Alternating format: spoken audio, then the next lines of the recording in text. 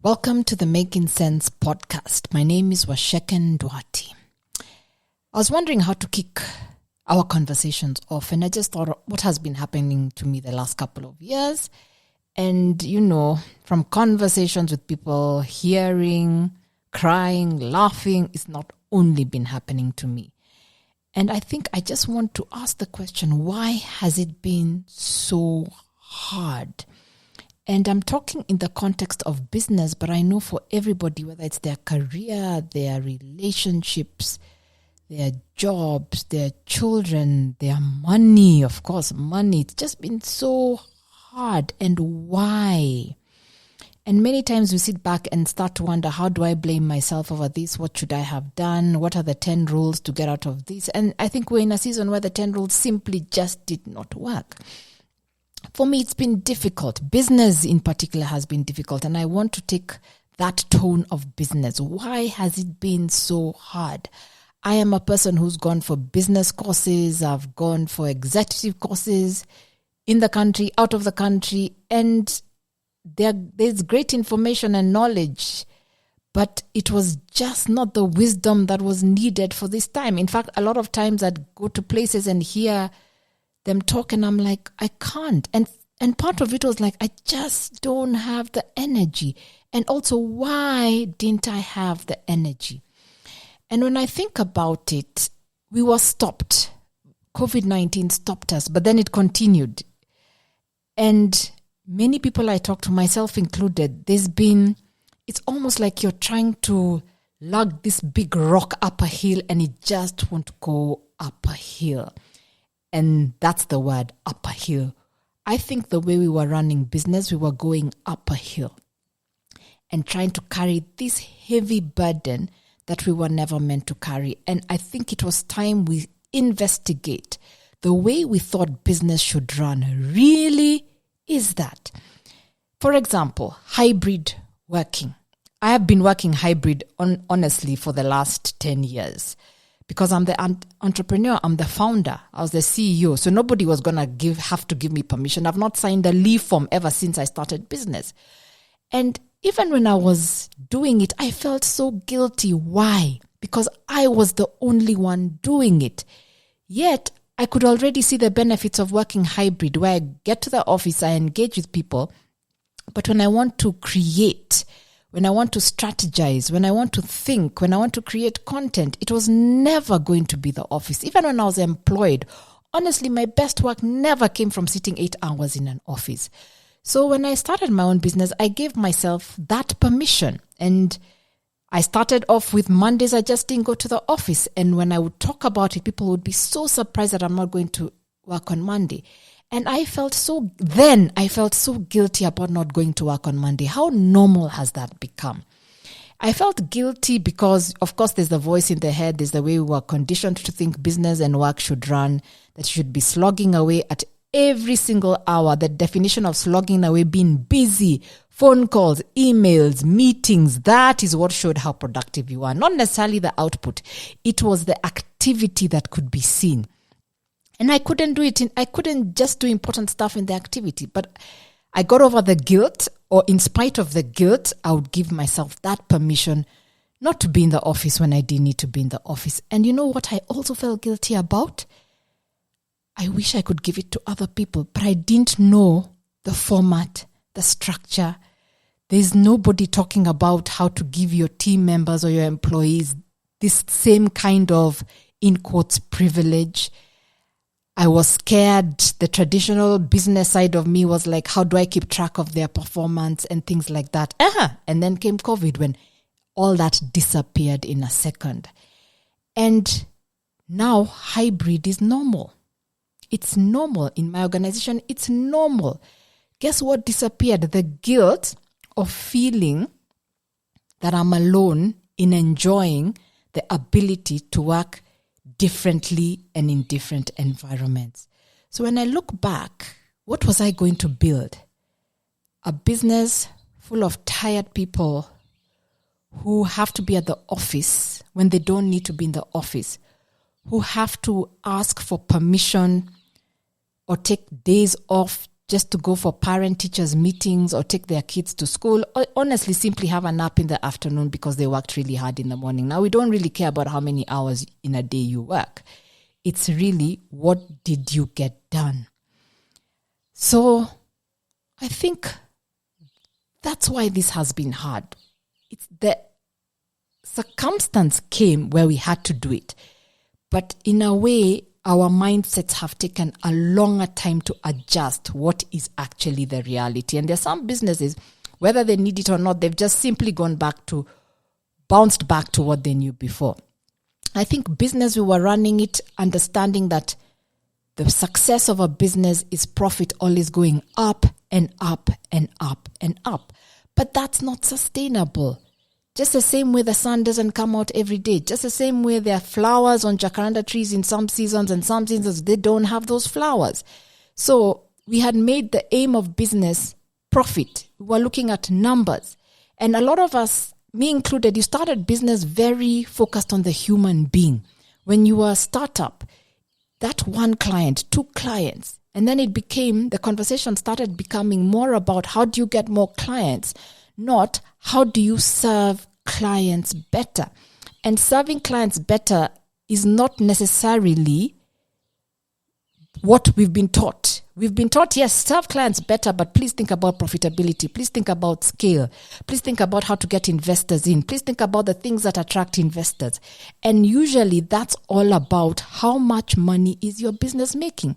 So we turned our businesses into money-making machines. Yes, should we make money? Absolutely. But the motive, the driver, the spirit of the business has to be human beings solving problems for other human beings. So if we're honest, how many of us stopped listening to the human being? And human beings all around. Yes, the customer, but the human being that is yourself. Where did you get your flow, your energy from? I'm here doing this podcast, but because honestly, my flow has always come from having conversations and digging deeper. The human beings called your team. Did you listen to them, or did we put our team members into a box? And this is your role. This is what we do. We are busy. We're trying to make money. So just do what's done. Have this performance review. And all those things are important, but they don't come before the human being. When I was teaching the entrepreneurship classes during these last couple of years, I always felt compelled to talk about David and Goliath. And I felt that entrepreneurs were in a David and Goliath moment where everybody thinks Goliath is the best. Goliath is big. He has this armor. He's strong. And David is small. But David used very simple weapons to beat Goliath. And he refused the heavy armor because it was, too heavy. Yeah, he can't move. So when I look back, if this stop, no matter how difficult it has been, did not happen, I think instinctively I could tell something was wrong, but I could not articulate it.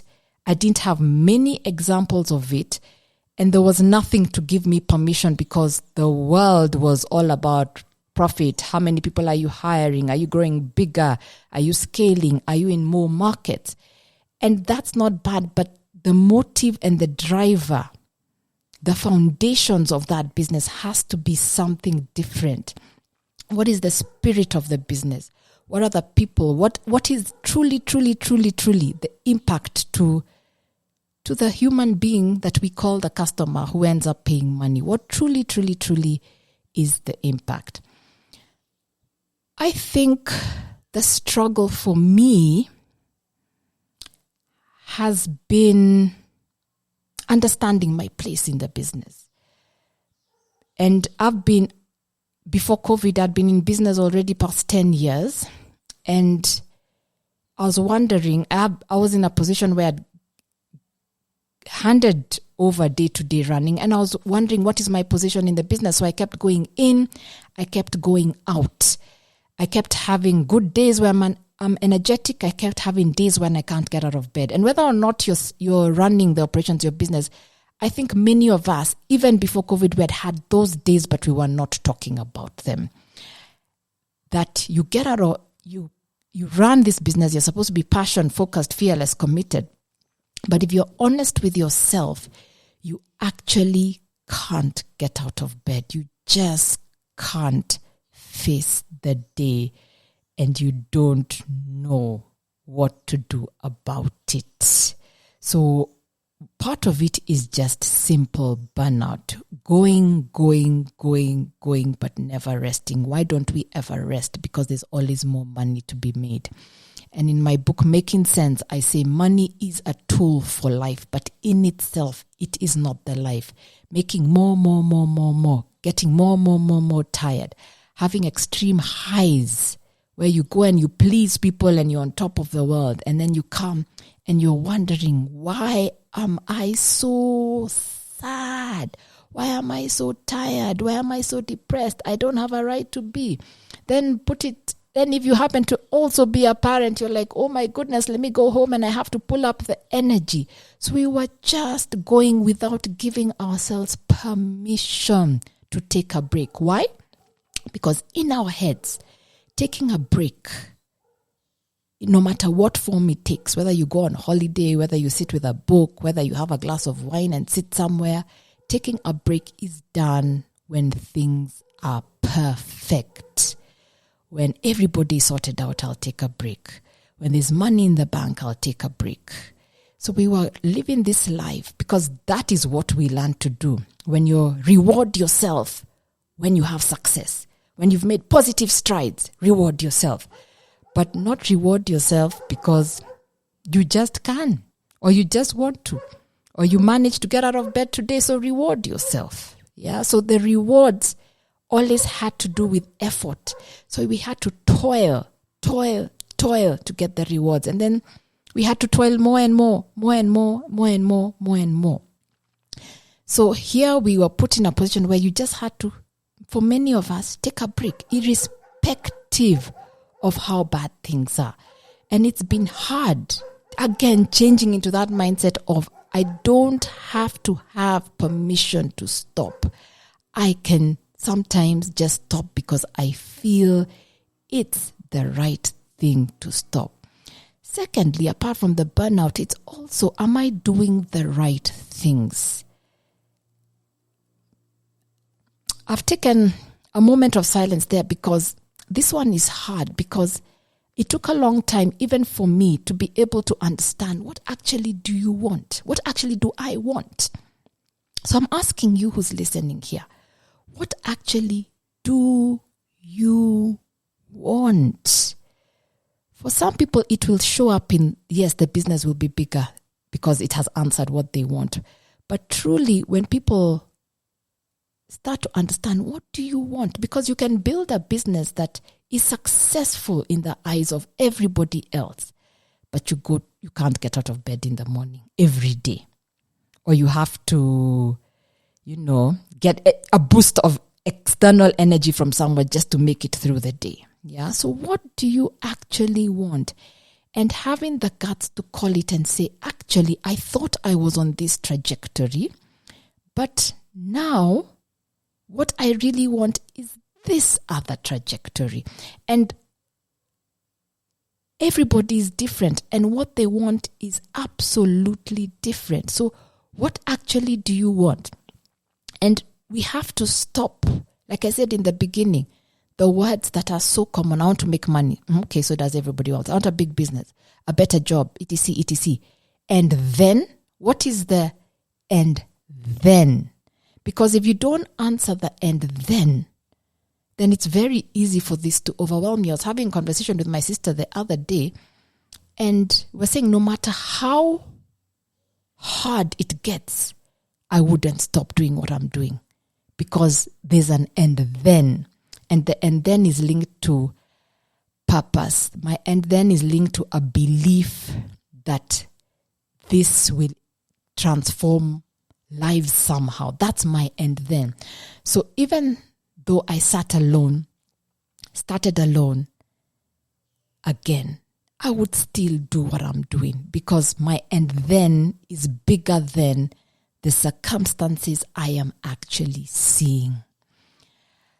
I also think it's been hard for us entrepreneurs who we think we have to be the everything. This is what also leads to the burnout, to involve other people, to admit our limitations, to be vulnerable, to start saying, I don't know the answer, to let other people in.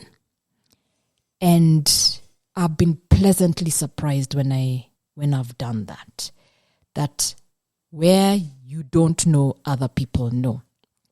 And we have been taught as the business owners especially, please go out there, have all the answers, do whatever it takes, make all the sacrifices alone. And that's why entrepreneurship has been so lonely for a lot of us. But I've learned, let others in.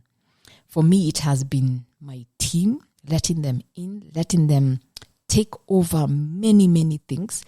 Even translating in Centonomy, translating some of our programs to online had nothing to do with me, but just letting other people do what they can do best and allowing myself to start focusing on what I can actually do best.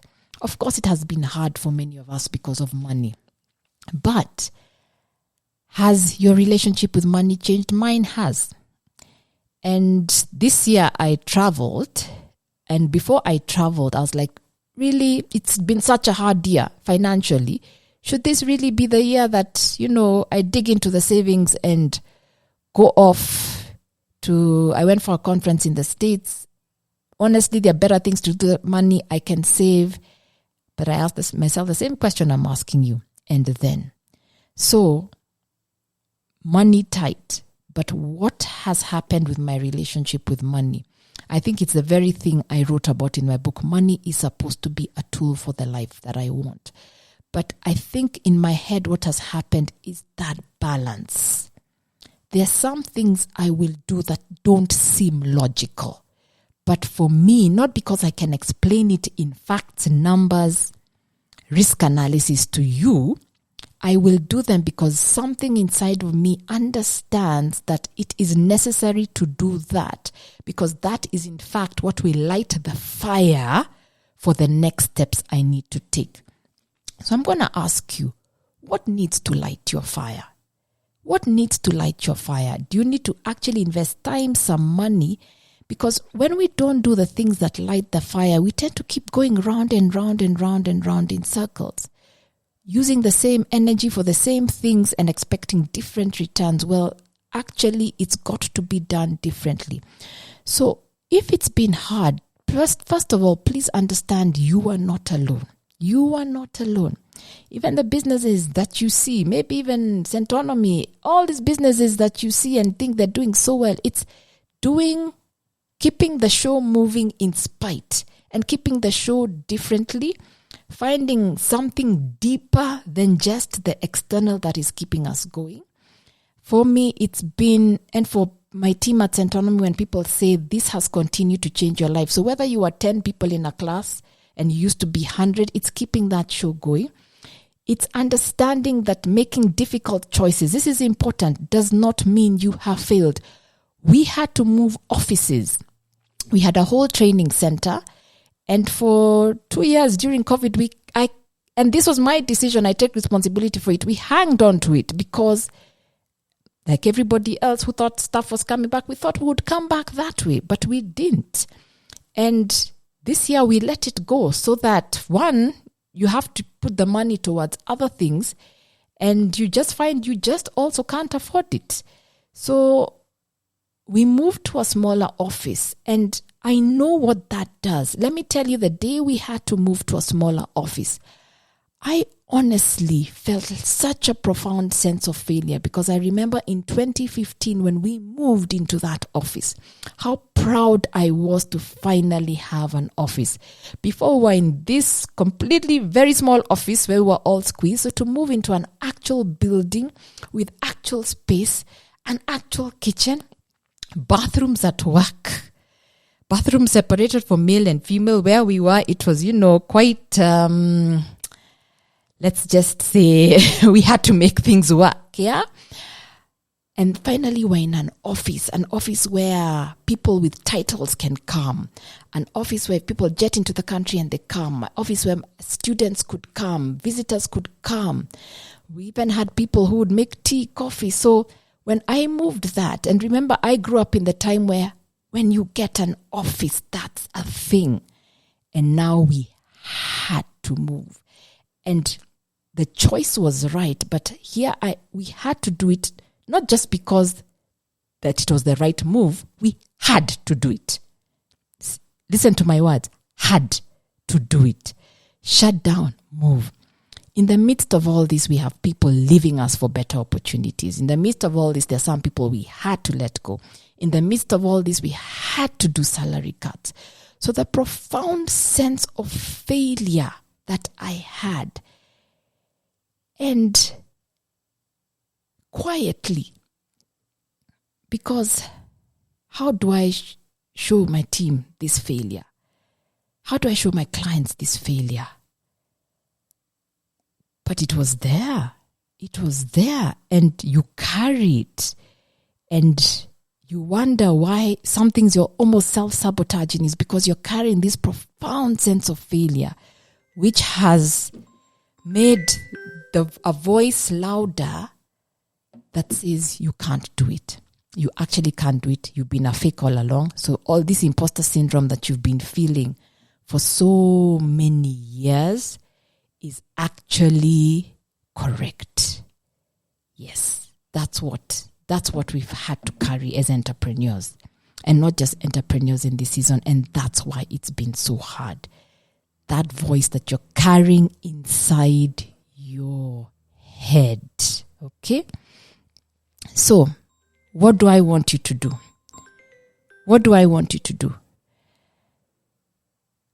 I want you, first of all, to give yourself a break. And it's not just you. I want you then to say, this is not about going back to what I was doing before. So what is it that I really want to do in this season? What do I really, really want to do? What are the true lessons?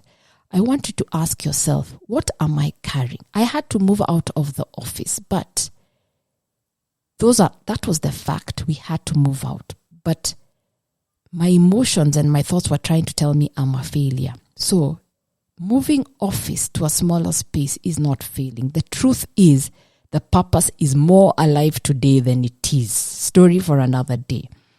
So your emotions, your thoughts, and even literally what is happening right in front of your eyes, it's fact, but it is really not the truth of who you are and where you are going. And the secret, I told you every episode I'm going to give you a secret. Last time I told you about how I like to think and reflect, which is what I continued doing. But the secret here is also give yourself a break. Give yourself a break. And just start thinking, okay, I am here. So what is the next best step? It does not have to look like the step you were on before. Thank you for listening. Let's keep the conversations going. Subscribe. See you next week. Bye.